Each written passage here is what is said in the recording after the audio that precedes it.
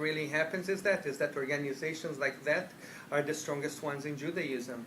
Like, for example, when we talk about Judaism, you know, it's the word that I hear people talking about as Jewish identity. 9 out of 10 times, if people say, I say, tell me what you do about Judaism. 9 out of 10 times they will say the word kosher. We'll keep kosher, we'll do something kosher. Kosher is branding. Kosher has nothing to do with Judaism, actually. You know that?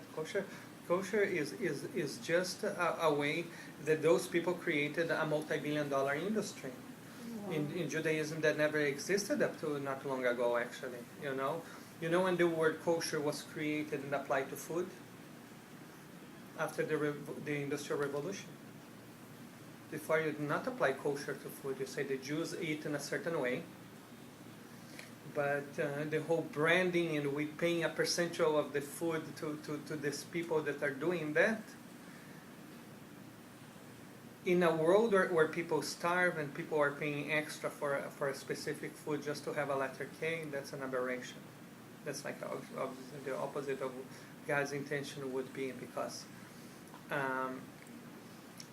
in the world there is obviously a lot of anti-Semitism. Not as bad as people try to believe there is. You understand?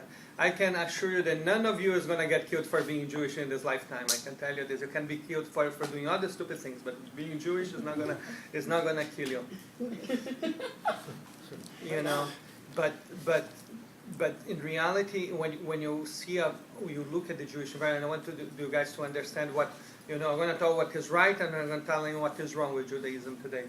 When you look around and you see, it's talking about anti-Semitic attacks in synagogue, or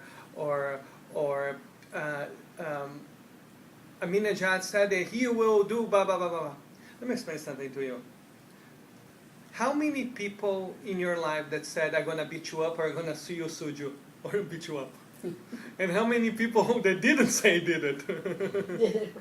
I mean, because if I want to beat you up and then I say I'm going to beat you up and you'll be ready. You understand? What usually happens is that when I do that, it's because I know the reaction I'm going to get. He gets his reaction with his people. And the organizations that are out there to try to create tolerance, it has a very strong argument here. But it's not a valid argument. And this is the problem. This is the problem. We don't live in a world where we need to be worrying about our neighbors. We need to be worrying about other people. We need to be worrying about having a religion that expresses the values that are relevant for them and open enough so when the neighbors want to come, they will come in. And the reason for that is that we started with a rabbi that is a Holocaust survivor. Do you know the next generation will have less Jews in the world than who had the day that they liberated Auschwitz? Mm-hmm.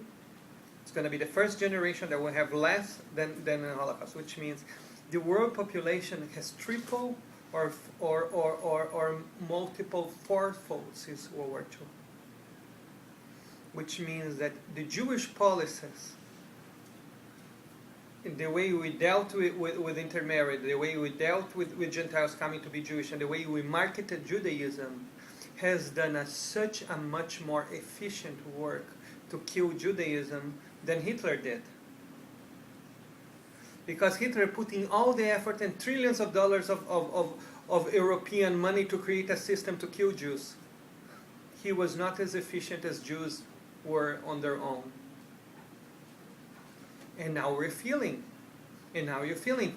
I was the first rabbi in 2,000 years to come and say we need to go out and do conversion because otherwise we're going to disappear. And in the beginning everybody say either he's crazy or whatever he is planning. After that, every single Jewish denomination of Judaism said we need to do the same.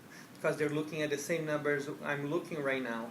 And Judaism is not that Judaism is going to disappear. Is when Judaism is going to disappear if we don't do something about it. And